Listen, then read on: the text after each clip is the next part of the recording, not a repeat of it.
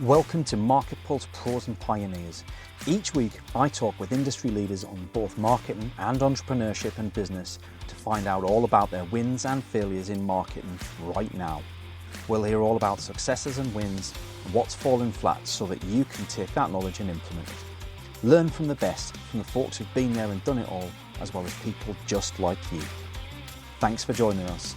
This is MarketPulse Pros and Pioneers.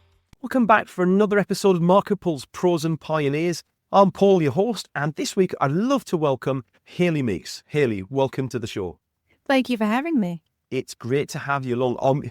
For those of you who don't know Hayley, she's award-winning marketer, speaker, and mindset coach. She's got over 20 years of experience. So she's the founder of Gain Momentum Marketing, and she's worked with global brands and won 4 national awards for effective marketing on a small budget. And I'm sure that's something that everybody who's listening to this show is interested in 2025.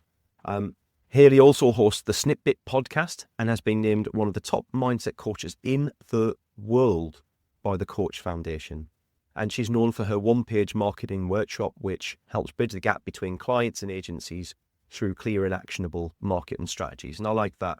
I like that because there always seems to be a step, doesn't there, Hayley, between I find you interesting, but I'm not sure if I want to work with you. And let's do some more detailed work together because it's a big financial step. It's a big budgeting step. And that feels like a smart sort of common ground between a new client and yourself, right? That way you got started with it? I think the way it happened is that I was doing a lot of brand and marketing training, and I'd get people come up to me at the end who wanted to have a go at agencies. And they'd say to me, I've paid this agency all of this money and they haven't delivered on what I wanted. So I said to them, okay, that's very interesting. And I'm not here to critique an agency or any agency, quite frankly. I said, what did you give the agency to work with? You know, what was your brief? What was kind of, the background to what you were trying to achieve? Were there KPIs? Did you have something that you were looking to get to? And often what I found was they didn't have an idea themselves and they expected the agency to be a mind reader. And it is very, very difficult because I've always worked on the basis of garbage in is garbage out. You cannot expect, the agency's got a lot of skills, they've got a lot of experience, but they still need that input from the client. So the one-page marketing plan really was to help clients to understand the most important thing about marketing. And people are going to hate me for this. Marketing isn't rocket science, right? It really isn't. All it is about having a process and following a plan. So the idea of being able to give them a plan, which that they could then work on themselves, they could come up with the ideas themselves and then present it to the agency, we knew that they'd be so much further down the line. And then they could look at it and it would almost be like a contract that says, I've said this. This is who my ideal client is. This is my key messaging. This is my channels. So that there was something that the agency could actually sort of get to grips with and really work with. So it was the best of both worlds as far as I was concerned. Amazing. I love that idea. And it does. It's very much it kind of borrows what I do with partnerships from a business perspective, right? Like, why make life hard for the other person? If you want to partner with someone and you want to be effective at near-bound, lead driving, you've got to make life easy for people. Same goes for your clients. You wouldn't give your client a proposal and expect them to imply their own ROI, right? You wouldn't let them calculate that themselves. You put that number front and foremost. Go, we're gonna make you this amount of money, we think, by doing these things. Well, it makes sense. Why wouldn't you as a client want to accelerate what they're doing and give them an advantage, make it easy for your marketing agency? Absolutely. And I think also the agency should be an extension of your team.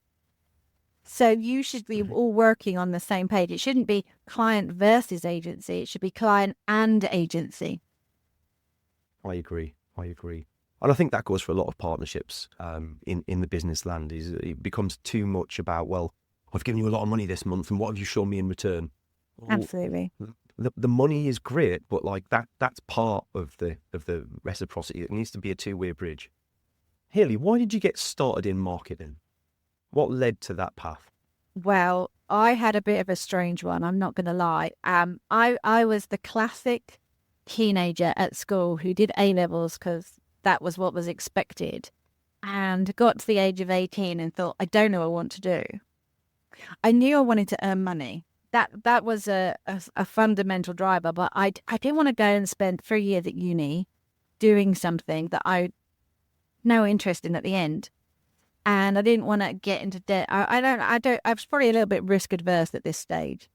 So I remember having a conversation with my mum, and she said, well, if you want to still live in this house, you have to get a job. So I was like, oh, okay. Rubbish. So I ended up, please don't hate me. You've got to promise you won't hate me. But I ended up working for the Inland Revenue for 2 years. I know. Well, there's a skill I know. set. There's a skill set. Well, it's something, I tell you. So, and I remember there was one day I walked up to the front door of the offices, and I thought, and I looked up, and it was a really nasty grey day, and I thought, if this is the world of work, I want to go back to school. This is awful. I felt like the worst. I was so out of place. It was just not my thing. I'm a creative person, and this wasn't a creative world. And there were people there who were proud of the fact they'd been there 30 years. And I was thinking, oh my goodness, I considered it a personal shame. I'd got there nearly 2, I was thinking, oh, I've got to do something else. So a friend of mine had mentioned that he'd joined a missionary school. And he said, it's brilliant, H, you'll love it. He said, we get to do all of this great stuff of learning, and then we go all around the world helping people.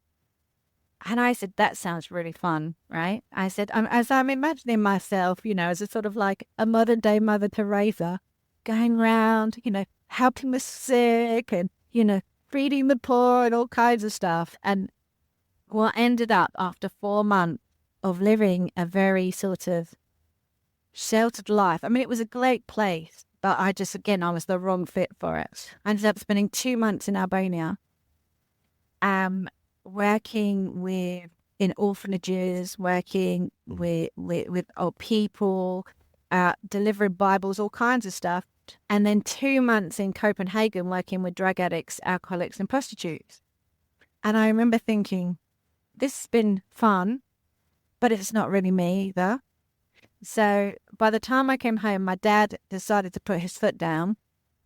And he said, all good girls should become PA. That was his method in life. And there was a school in London. And he said, I'll send you to this school, Lucy Clayton School of, it was like proper old school.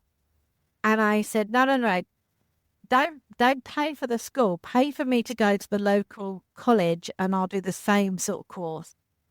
Just to get, to get him off my back, really. So I did a business administration course. And I just it was one of those things. And I decided I didn't know what type of business I wanted to be in, so I'd go around pimping. And I ended up in an advertising agency. And it was like the light went on. And I was like, this is where I want to be. This is where I want to be. I love this world. It was crazy and it was manic. And there were loads of clients, and there's, ordering couriers and doing this and getting creative proofs. And this was like my world. This was such fun. So I realized I could do a marketing degree in the evening, which I did. And then I joined full-time for an educational marketing agency. And within 4 years, I'd gone from sort of junior secretary to senior account manager, the account director. So I just fell in love with that world. I fell in love with marketing, and I fell in love with the fact that, marketing can make a real difference. It's amazing the amount of guests that we get on the show, that anyone who ends up in marketing, it seems that like we're drawn to it, but not on purpose. Yeah. We just kind of find ourselves here, and once we're there, really enjoy. I mean, I still don't class myself as a marketer, right? It's what I do. It's very much a part of what I do. Not a traditional marketer as such, but there's a lot of marketing elements to what I do, and I find that I'm actually really passionate about being curious about what makes people tick. Why would you buy that thing from that advert, or why would this change of wording make a difference to what bonds you with this client or this customer? And I find that there's a lot of people, like generally what I see with people is that there's a underlining tone that they were doing in their previous jobs, but they just weren't doing enough of it in their previous jobs. And I suspect it's something to do with people for yourself as well, right? And that's the connection to the next stage of your journey. That is a brilliant summation, actually. I think it's a combination of three things. It's a combination of a genuine love of people, a sense of psychology. I love the concept of psychology and understanding how people think and how people's brain works, and why two people can go through the same experience and one of them can thrive and one of them can be knocked apart by it. And also, I'm just nosy. I think this is probably... It's all of those three things kind of in a nutshell. And, I consider I haven't had the perfect life, but I've been very, very fortunate with the people that have been around me. And I just think, positivity breeds positivity, looking for the best in things and understanding people is just such a privilege to do what we do. It is. And I think it's one of the few roles out there where you get to see an immediate impact to the things that you do and change as a result of those learnings. So you kind of get to do the full circle, whereas a lot of people get to see one side or the other. As a marketer, you get to make the learnings on one side, implement new ideas on the next side, and you almost get to just play on a daily basis. So to an extent, right? It's on somebody else's money a lot of the time, which is fascinating. And I do a lot of kind of test and learn on my own stuff so that I can implement things for customers. And that kind of brings me back to that kind of, there's a big undertone in your bio there around doing more with less in terms of client spend. And you said it yourself, right, marketing's not rocket science. So walk us through your thoughts then on the difference between working with a small budget and a large budget for marketing and why you don't need a large budget. I think, when I first started out in marketing, you did need a large budget. You did. If you look at the way that the marketing has gone over the ages, the first sort of marketing was all about, direct mail and advertising, and it hadn't changed for about 500 years. And then all of a sudden, content marketing, there's the social media, the internet, all of these things basically turned the industry on its head. And so many people now are competing against the big boys because they understand how they can harness and create their own audience and create their own tribe using content marketing and through that social media.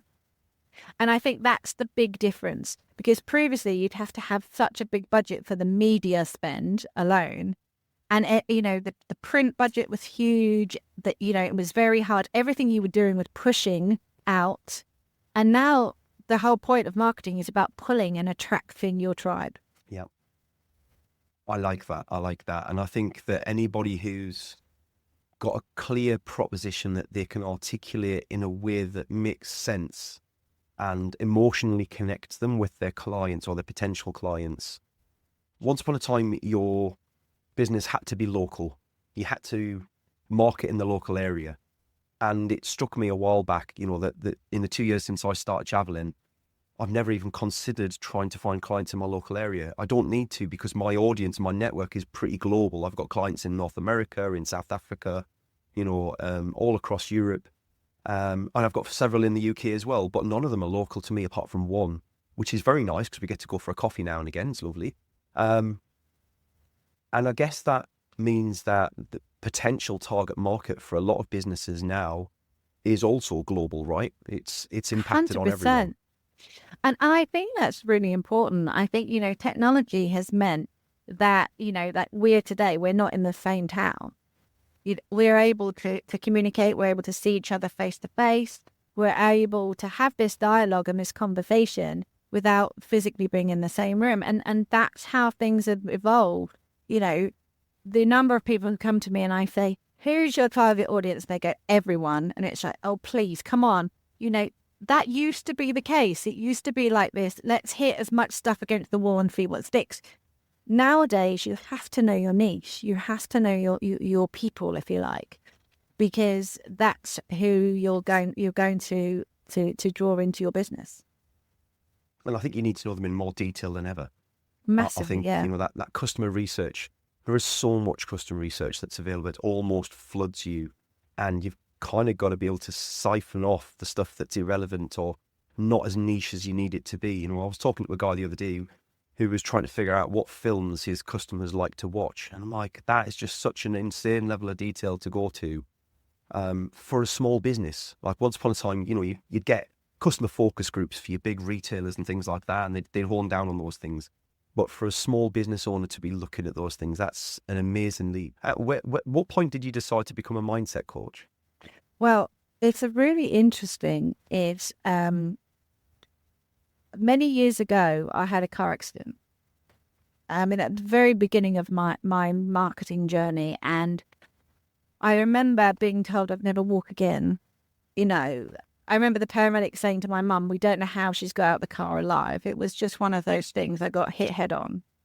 And I was in a Renault 5, which is like an inferior version to a Fiat 500 for people in the 2020. Yeah. And essentially, it was like a tin can. And the engine literally came through the car and came through my leg, essentially. And my leg just, and it, had to be rebuilt. And I remember them saying, "You're never going to be able to walk again. You're never going to be able to run. You're never going to be able to kickbox," because I was training for a competition at the time. "You're never going to be able to ski, and you're never going to be able to bungee jump." So the last one, I'm not going to lie, I wasn't that bothered about the bungee jumping, but I was just like, my life at the time was fitness and everything else. And I remember 8 weeks later, handing back my crutches and walking out of there. After all of this negativity, "You're never going to do this, you're never going to do that." In 2010, I ran the London Marathon. And obviously I don't compete at kickboxing, but I can still kickbox and I can still box. I have skied once really badly. I just didn't enjoy it. It wasn't that I couldn't do it. I just didn't particularly enjoy it. And it's like, and I thought what I did was quite normal. I thought, you have a problem, you apply your mindset skills to that problem, and you carry on. And then I remember when I started my speaker training, because I wanted to be able to speak on marketing and business, they were like wowed by this story. And they said, "Well, explain to me how you've done that." And I ended up creating my own mindset model called Basics.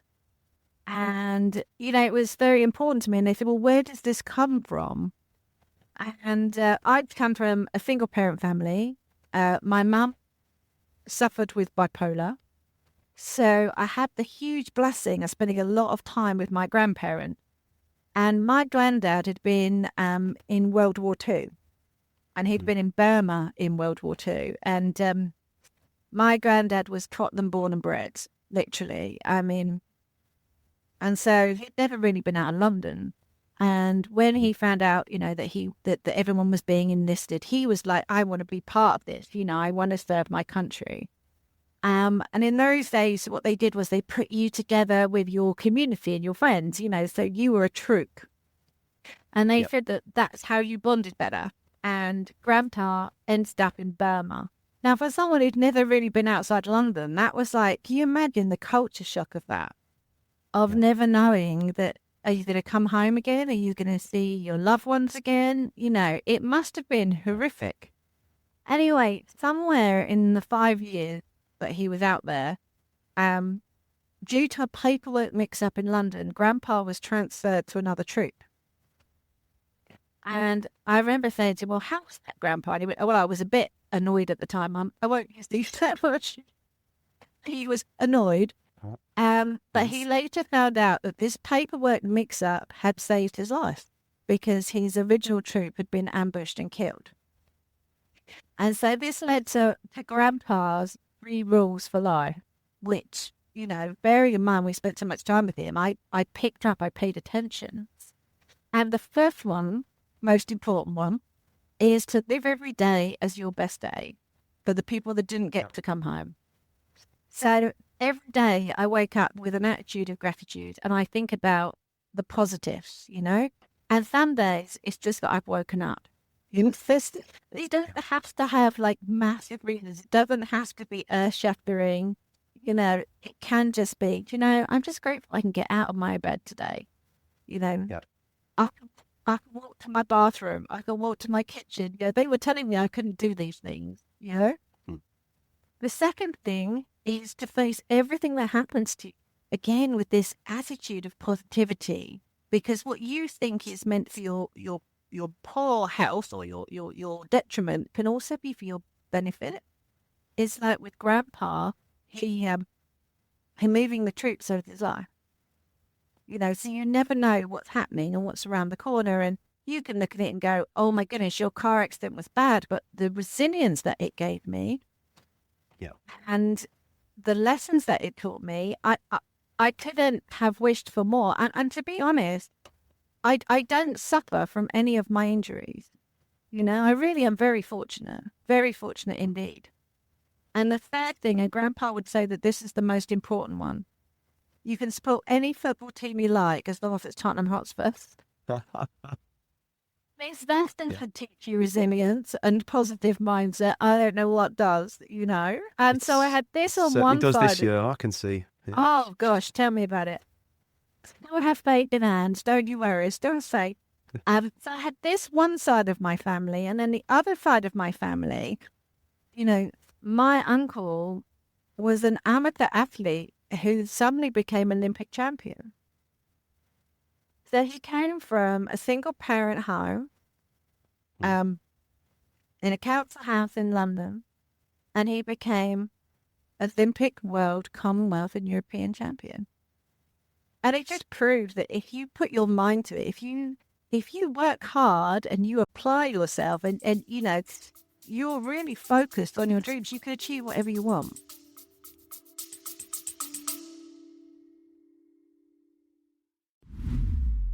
Special shout out in today's episode for our charity partners, ADHD Liberty, led by Sarah Templeton, who are part of the fight to prevent the school to prison pipeline for ADHD and neurodiverse individuals. If you'd like to find out more, you can visit them. The show links are in the notes below, and I would encourage you to go along and have a look and educate yourself on their fight. It's an incredibly important cause, and we're super proud to have them as charity partners for the MarketPulse Pros and Pioneers podcast. Thank you. Enjoy the rest of your episode.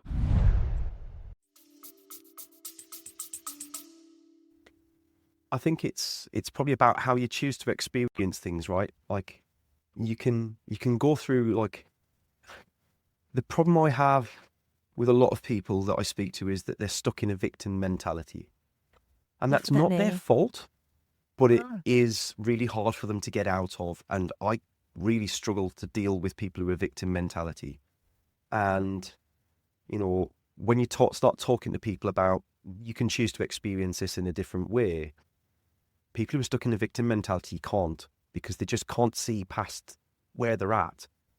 And people who've already made that leap, who've transformed their mindset, they're in the growth mindset, scarcity, whatever that looks like for them, they can see the importance of what that sentence means for people. How did that, so growing up around all of that, there's a phenomenal kind of psychological background that you've got there, and lots of lessons and experience to draw on. And I can imagine, we've talked already, it made you very curious about what makes people tick. What was the clinching moment where you thought, do you know what, I can go and do this? I think when you look at it, and there's a lot of things that you can focus on. It's like recently my husband got a new car. And I'm not saying Mr. Boasty got a new car. I'd never heard of it. I'm not a car person. But everywhere I go now, I see this car.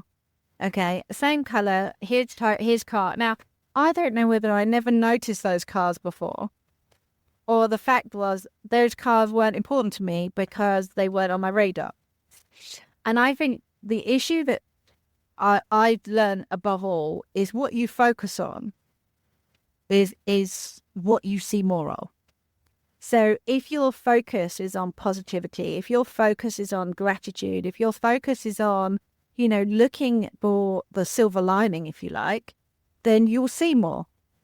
If your focus is on what's gone wrong, if your focus is on how hard your life is, you'll see more of that. And I think it's very simple. It's just about turning the dial. And sometimes it's going to start by feeling really weird, but you almost have to kind of think of great things to be thankful for and start that positive process as part of the mindset. And so, with basics, the first thing is believe in yourselves. Acquire your power team. Make sure you've got the right people around you. Make sure you've got those radiators and not those drains. Have a strategy for success. People, you look at all the great people who've achieved in the world. They've all got a plan. They've surrounded themselves by the right people and they've got a plan. Invest in yourself, whether that is time on getting yourself right. Now, for some people, that might be overcoming things that have happened in their past. It might be learning new skills. It might be, taking themselves to the next level, but actually taking the time in themselves. And the other thing is, it's about carrying on, if you like. Sometimes we quit just before we get to the optimum moment. And there's a book by Sharon Lecter called 3 Feet from Gold, and it talked about the gold mining people in America. And they said so many of them gave up just before they were about to reach the big breakthrough. And it's about having the sense of knowing when is it time to quit because there is no future in this. And when is it, come on, it just needs another push, another piece of effort. And the final one is about smashing it out of the park, celebrating little successes, thinking about those little wins. What are your little wins? Every day you can have little wins, I mean, I've nearly been 11 months without a cigarette. And it started off counting days. And I was thinking, I'm going to do another day and not thinking I'm never going to have one again, but literally being grateful for the fact that, I've looked up. Now I've done this for a week. This has happened. Oh, look. And now, and focusing and going, yeah, that's great. I've saved this amount of money. Now what am I going to do? So I think it's just about little steps. And I think too often people, it's like with New Year. Every New Year, people try and change their lives by implementing 1,000 resolutions, as opposed to saying, okay, what's the one thing I want to achieve and how can I break that down so it's manageable and it's sustainable? Yeah. I think that's fair. I released a video. I mean, obviously this is going out. It's just been going out in Easter, which is a weird time to be talking New Year's resolutions. But I released a video yesterday where I said exactly the same thing. I'm a big disbeliever in New Year's resolutions for the sake of New Year's resolutions, right? Yeah, absolutely. I believe that every day should be an opportunity to try something new, and it shouldn't boil down to New Year's Day. You shouldn't be waiting for January the 1st to make those decisions. There should be something that you think about, analyze, and decide on any day, any week of the year. And if things aren't broken for you, don't change them. I see so many people making new business resolutions for January the 1st, and actually they're already pretty successful and they don't need a business resolution. They just need to keep doing what they're doing and just keep believing in what they're doing and the clients that they have, and just do more of it or do it better or tweak it slightly. It doesn't need a New Year's resolution. We're kind of coming to the end of the half hour now. I could probably talk for another hour or two with you on all of these topics. I've really enjoyed this. It's been nice to chat. Oh, thank you. We talk about you being a mindset coach. Who are your ideal clients out there, and what are they thinking right now that might lead them to your door? The biggest thing that we find is there's a lot of people out there who really that they need a combination of things. They're probably a business owner and they've been relatively successful, but they're spending too much time working in their business and not on their business. And they're dropping the balls in other areas of their life. They need to have accountability. They need to feel that they've got a safe space to upskill, to share successes, share challenges, and to feel that supportive community, but most of all, to have that accountability. So they want to be able to have almost like that virtual board. So for them, it's about, surrounding themselves with people who've been there, done that. And that's one of the things that we really love to do, is to surround them with other really good people. And so that they can then take their business to that, scale it up and take it to that next level. Fantastic. And if people are listening along, Hayley, and they've enjoyed the story, the background, maybe it resonates with their own story and why they're where they are, how can they reach out and find out more about either, gain momentum marketing or the mindset coaching? Well, do you know what? Probably the best thing is LinkedIn. I am the only me on LinkedIn. Could you believe it? There's only one Hayley Meakes on LinkedIn. So please connect. It would be great to connect. Send me a little note, and then we'll start the journey. I once did an experiment and search for Paul Banks on the internet, and there's a lot of us out there. I connected with quite a lot of Paul Bankses on Facebook. It was a weird thing that I did, but I really enjoyed it, and it's quite a fun story to tell. So I've got a friend out in South Africa who is a rapper. I've got a friend out in Texas in America who's a music producer. I put them together. I've got a friend not far from me who lives in my hometown with the same name, but there are tens of thousands of Paul Bankses out there. Thankfully, I'm the only one that posts anything of any substance on LinkedIn. So I've managed to get to #1 ratings on LinkedIn. I love that. I have to go there. Love that. And I love the fact of the 6 degrees of separation, right? So we're all connected to anyone else in the world by 6 degrees or 6 connections. And so I realized the other day I'm actually connected to Donald Trump in less than 6. Whether that's a good thing or a bad thing, people can decide. But I was quite impressed by it, if nothing else. Yeah, it's the power of network. It's a power of network. Exactly that. If you can share your story and share a bit of you that connects you with other people, and you're mixing with other good networkers who can do the same, then there's a real power to behind. I'm a big believer in networking, huge believer in it. Right. Well, thank you very much for coming along today, Hayley, for being a lovely guest on the show. Oh, thank you. Thank you at home for coming along and listening to us or watching the video. And I look forward to seeing you next week for another episode. Bye-bye. Bye. Thanks for joining us for today's show. I hope you enjoyed it. If you'd like to feature on a future show, or you've got some ideas for folks who would make a great guest, please drop us a line. Contact details are in the show notes, and I'd love to hear from you. Your host today was me, Paul Banks, founder at Javelin Content Management. Here at Javelin, we specialise in helping busy business owners just like you to repurpose video content, taking all the stress and tech problems away and turning your long-form video into literally hundreds of pieces of content without breaking the bank. We describe it as getting ideas out of your head into video and out to your socials. If you want to launch your personal brand, become the vendor of choice for your audience, or maximise your sales revenue impact, we'd love to hear from you. Join us next Wednesday for the next episode, and don't forget to subscribe and give us a review. Our podcast is only possible with your continued support.